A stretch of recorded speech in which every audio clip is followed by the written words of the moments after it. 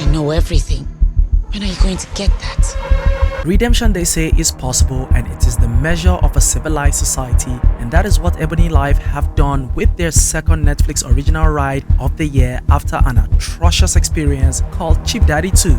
But we can all discard that from our thought as this new Netflix original mini-series Blood Sisters ushers in a breath of fresh air that is backed by outstanding performances, gorgeous production and sound design, and an average story that is mildly engrossing as well as entertaining, buttered with social commentaries and themes that renders an undeniably thrilling ride for all.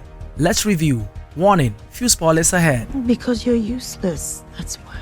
Useless, dirty drug addict. Blood Sisters follows the story of two best friends, Sarah, played by Dima-Okojie, and Kemi, played by Nancy Isime, who become fugitives right after Sarah's husband-to-be, Kola, played by Deyemi Okolawo, disappears mysteriously on their engagement day. The circumstances surrounding his disappearance becomes a mystery to them until he is declared dead few days after, when his body was found in a shallow grave. This situation then made Sarah and Kemi wanted fugitives as they had to leave town in escape for their lives.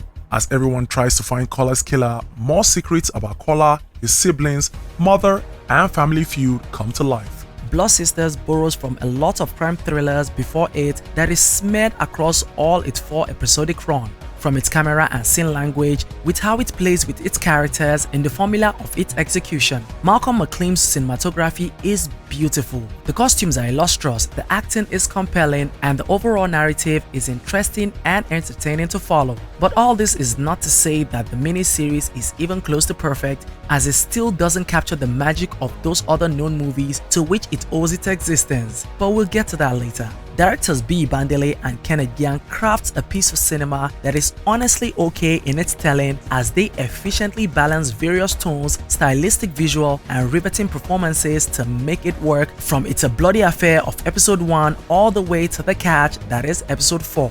Tellingly, the first episode, which happens to be its most self-contained, is also probably the strongest, as it lays every card on the table for the ultimate game of whodunit and hunt and catch. Blood Sisters wastes no time in establishing its setup that would define the course of its narrative journey, as we follow this protagonist, if we can call them that, with an energetic beginning that doesn't follow through to its ending, with some elements that makes it falter, most especially its plot.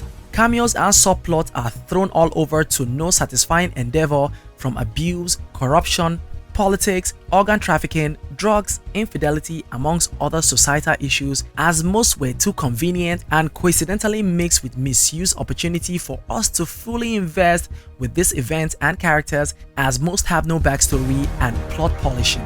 Like, questions. Why was decapitation the first thought for girls who seemingly have no criminal history? Why is Uncle B mostly quiet?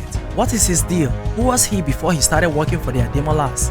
Why didn't the parents of Sarah, the Durus, care to identify with Kemi, since she was supposedly taken in by them? It wasn't really addressed, not to mention that they've been friends since they were 5. Why was Ketentious Udua constantly bitter and hated her other children or anyone caught in her crossfire? What training does Kola have to be able to take down a known career criminal in Agbada made with Ashoke and win, besides punching defenseless women? What was the point of the mother-son multiple kiss? What is Femi and Timane's real issue? Was the hitman's questionable incompetency a creative choice? Who keeps a shovel in a parking lot? Now Otta Farm? And so on. Those questions are blanket under the entirety of the plot and narrative structure of the show, as they are mostly what robs the show of what could have easily been classified as exceptional.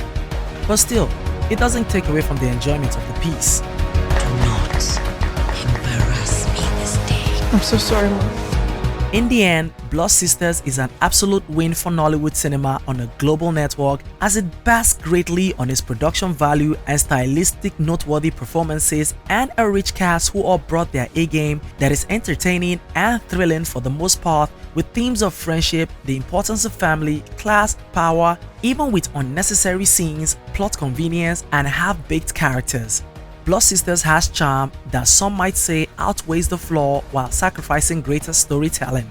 Anyone who has ever read a crime novel or watched a crime thriller knows this story before. It isn't distinct in its identity as it sometimes wants to be Hollywood with its cinema language. It is marred by inconsistent writing and a lean script that doesn't delve deep below its shiny surface, but it's saved by some smart directing choices with amazing performances and clinical technicalities.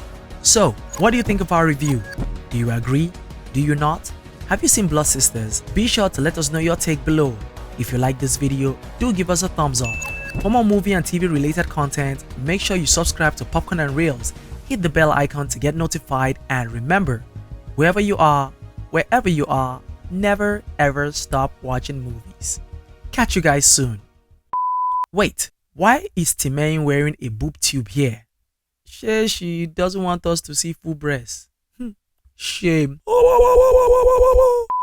So Blade gets shot on the chest and somehow the blood splash leaves Femi's tummy, his chest, and goes straight to his face. Oh wow. Oh, here's another one. The gun Kemi took from Uncle B was a water PP, but when she later had to discard the gun, it became a